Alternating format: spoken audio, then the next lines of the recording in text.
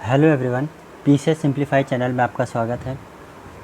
आइए daily current affairs में आज 30 अगस्त के हम लोग करंट अफेयर्स शुरू करते हैं। फ्रेंड्स, आज की पहली न्यूज़ क्या है? चर्चा में रही आईएनएस आर्यभट्ट। अब ये आर्यभट्ट क्या है फ्रेंड्स? तो ये एक तरीके की पनडुब्बी है, एक तरीके की क्या ये पनडुब्बी है आईएनएस आर्यभट्ट। ठीक, ये कैसी पनडुब्बी है, सबमरीन है? तो ये न्यूक्लियर पावर्ड सबमरीन है। अब न्यूक्लियर पावर्ड सबमरीन क्या होता है फ्रेंड्स? तो ये ऐसी जो सबमरीन होती है, ये पानी के अंदर महीनों भर तक रह सकती है और इसको डीजल और पेट्रोल से चलने वाली जो सबमरीन होती है उनके तरह इसको बार बार सतह पे आके CO2 रिलीज़ करने की ज़रूरत नहीं होती है। इसीलिए वर्ल्ड बहुत अच्छी सबमरीन मानी जाती है जो न्यूक्लियर पावर्ड होती है। ठीक है, इसीलिए चर्चा में है। अब ये जान लीजिए कि ये आईएनएस आर्यभट्ट है, ये परमाणु शक्ति से संचालित होने वाली बैलिस्टिक मिसाइल पनडुब्बी है। इसमें जो मिसाइलें लगी हैं वो बैलिस्टिक, देखिए मिसाइलें दो टाइप की होती हैं, एक क्रूज़ मिसाइल होती है, एक बैलिस्टिक मिसाइल होती है। तो जो बैलिस्टिक मिसाइल होती है ये यूँ जाती है, ठीक है, और जो क्रूज़ मिसाइल होती है वो एकदम सीधा पाथ अपना कैरी करती है। ठीक है, इस तरीके से इसमें जो ये बैलिस्टिक मिसाइल वाली पनडुब्बी है, ये कौन सी अपनी तरह की कैसी पनडुब्बी है? तो सेकंड पनडुब्बी है, न्यूक्लियर पावर्ड बैलिस्टिक मिसाइल वाली ये सेकंड पनडुब्बी है भारत की। जो पहली पनडुब्बी थी उसका नाम है आईएनएस अरिहंत।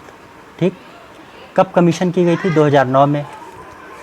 अब थोड़ा सा इसको और हम ब्रीफली जान लेते हैं। इसको कहाँ पे कमीशन किया गया? कमीशन करना इंडियन नेवी को सौंप देना कि अब ये ऑपरेशनल हो चुकी है, आप इसका यूज़ कीजिए। तो इसको सौंपा गया है, विशाखापट्टनम में इसको कमीशन किया गया है। राजनाथ सिंह जी जो हमारे डिफेंस मिनिस्टर हैं, उन्होंने इसको इंडियन नेवी को दे दिया है। अब आपको इतना समझ में आ गया। इसमें K-15 नाम की मिसाइल लगी हुई है। K-15 कैसी मिसाइल है?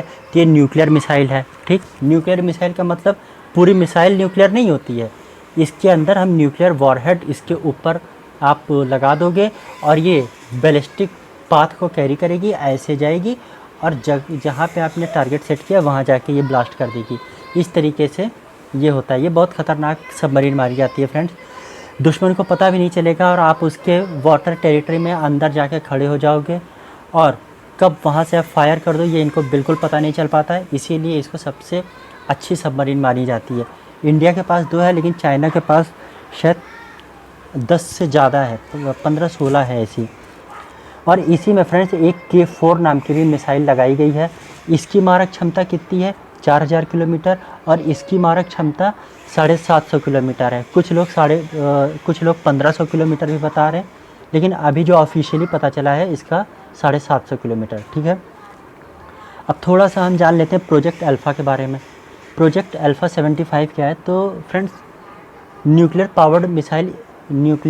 पावर्ड सबमरीन इसके तहत भी बनाई जाएगी। लेकिन इसमें क्या होगा फ्रेंड्स, जो सबमरीन होती है वो 2 तरीके की होती है। एक तो जिससे आप अटैक करना चाह रहे हो, ठीक, जो आईएनएस आर्यभट्ट है, और एक होती है जो आपके ऊपर कोई अगर हमला करने वाला होगा तो उससे पहले आप ही हमला करके उसको ख़त्म कर दो। आप नहीं समझे, देखिए कैसे समझना है। मान लीजिए चाइना ने हमारी तरफ वॉरशिप्स, फ्रिगेट्स या कुछ ऐसी शिप्स भेज दी हैं जो इंडिया को नुकसान कर सकती हैं। तो जो अल्फ़ा 75 के तहत जो न्यूक्लियर पावर्ड सबमरीन बनाई जाएंगी वो रास्ते में वॉरशिप, एयरक्राफ्ट कैरियर को डिस्ट्रॉय करने के लिए बनाई जाएंगी, और ये जो है ये दुश्मन देश के ऊपर अटैक करने के लिए बनाया जाएगा। आई होप आपको समझ में आया होगा। ठीक है, आइए नेक्स्ट क्वेश्चन पे बढ़ते हैं। हाल ही में राष्ट्रीय खेल दिवस सेलिब्रेट किया गया, किस तारीख को? तो 29 अगस्त को। अब ये 29 अगस्त को क्यों किया गया? तो फ्रेंड्स मेजर ध्यानचंद जी की याद में, क्योंकि आपको पता है ना कि मेजर ध्यानचंद को हॉकी का जादूगर कहा जाता था। ठीक है, इसी वजह से इनकी याद में मेजर ध्यानचंद जी जो भारत के पूर्व हॉकी प्लेयर थे, उन्हीं की याद में राष्ट्रीय खेल दिवस मनाया जाता है। इन्हीं के नाम पे जो पहले राजीव गांधी खेल रत्न अवार्ड हुआ करता था, इन्हीं के नाम पे उसका नाम परिवर्तित किया गया और अब उसका नया नाम क्या है? मेजर ध्यानचंद खेल रत्न अवार्ड, ये नाम परिवर्तित करके 2021 में रखा गया। ठीक है, आई होप आपको एकदम अच्छे समझ में आया होगा। और 7 अगस्त को क्या मनाया जाता है ये आप कमेंट कीजिएगा। देखिए ये जो मैं क्वेश्चन पूछता ना, आप इसका कमेंट किया कीजिए, क्योंकि इससे क्या होता है कि आप उस चीज़ को ढूंढोगे, और डेफिनेटली ढूंढोगे तो वो आपके दिमाग में बैठेगी। अगर एग्ज़ाम में आ जाएगा तो आपको तुरंत उस पर क्लिक करेगा और आपका क्वेश्चन सही हो जाएगा। आइए नेक्स्ट क्वेश्चन पे। हाल ही में राजविंद्र सिंह भट्ट चर्चा में रहे। ये क्यों चर्चा में रहे फ्रेंड? तो इनको डायरेक्टर जनरल बना दिया गया है CISF का। ठीक है, अब CISF का फुल फॉर्म जान लीजिए, सेंट्रल इंडस्ट्रियल सिक्योरिटी फोर्स। अब इसका काम क्या होता है? तो जितनी भी भारत सरकार के ऐसे उपक्रम जो इंडस्ट्रियल काम करते हैं, मतलब जैसे गेल हो गया, भेल हो गया, सेल हो गया, एयरपोर्ट वगैरह हो गया, तो ये इंडस्ट्रियल वर्क में है ना, तो इनकी सिक्योरिटी का जिम्मा किसके हाथ में होता है? तो CISF के हाथ में होता है। CISF जो है इसकी CISF जो है इस मतलब रविंद्र सिंह भट्ट जी ने किसका स्थान लिया है? तो नीना सिंह जी का स्थान लिया है। इससे पहले नीना सिंह जी इसके डायरेक्टर जनरल के पद पे तैनात थी। 31 जुलाई 2024 को रिटायर हो गई हैं। और जो नीना सिंह जी थी वो पहली महिला DG थी CISF की। ठीक है, और इसका हेडक्वार्टर न्यू दिल्ली में है। आइए नेक्स्ट क्वेश्चन पे।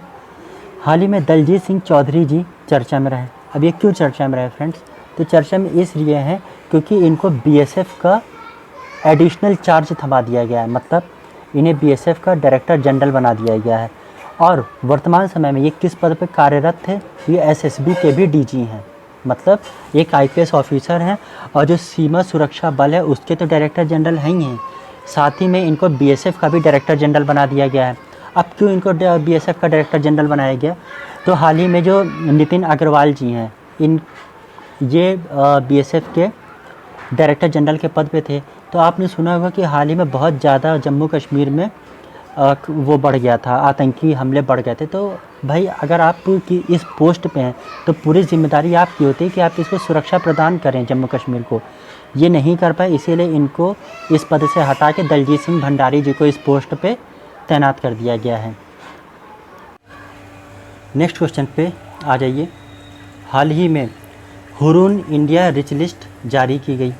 ठीक है, हुरून इंडिया रिच लिस्ट 2024। इसके तहत फ्रेंड्स भारत के जो सबसे अमीर व्यक्ति हैं वो कौन बन गए हैं? तो गौतम अडानी बन गए हैं। इनकी टोटल संपत्ति फ्रेंड्स 11 लाख कुछ हज़ार करोड़ रुपए है। ठीक है, सेकंड नंबर पे कौन आ गए हैं? तो अनिल अंबानी आ गए हैं।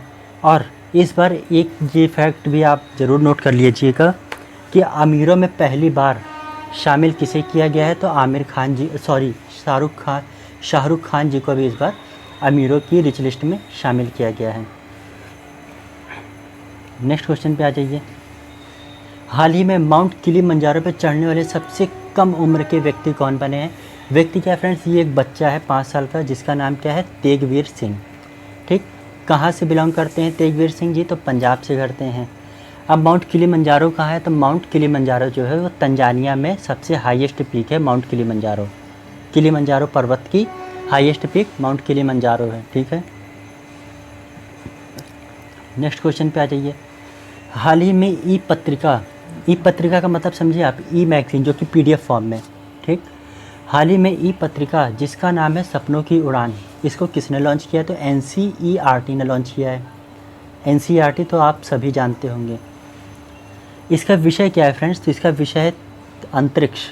अब इसका उद्देश्य क्या है? तो आज तक इसरो ने जितनी भी उपलब्धियां स्पेस के सेक्टर में पाई हैं या किसी भी सेक्टर में पाई हों, ठीक, और जो स्पेस में भारत ने जो भी कारनामे किए हैं, जैसे चंद्रयान 3, चंद्रयान 1, मंगलयान, ठीक, उन सब को इसमें लिखा जाएगा ताकि लोग जान सके कि हाँ भारत ने कितनी अच्छी अच्छी उपलब्धियां प्राप्त की हैं, वो भी कितने कम समय में, कितने कम बजट में।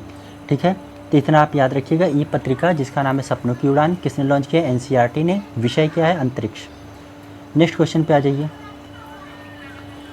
हाल ही में राजस्थान हाई कोर्ट संग्रहालय का उद्घाटन हुआ। ये किसने किया है? तो प्राइम मिनिस्टर मोदी जी ने किया है। ठीक है, इसमें सिर्फ इतना ही जानना है कि राजस्थान हाई कोर्ट संग्रहालय का उद्घाटन हुआ है, किसने किया? तो प्राइम मिनिस्टर मोदी जी ने किया है। धन्यवाद। चैनल पर नए हैं तो लाइक कर दीजिए, सब्सक्राइब कर लीजिए और शेयर कर दीजिए। और जो मैंने 7 अगस्त वाला क्वेश्चन पूछा है, प्लीज़ उस पर आंसर ज़रूर कीजिएगा। धन्यवाद।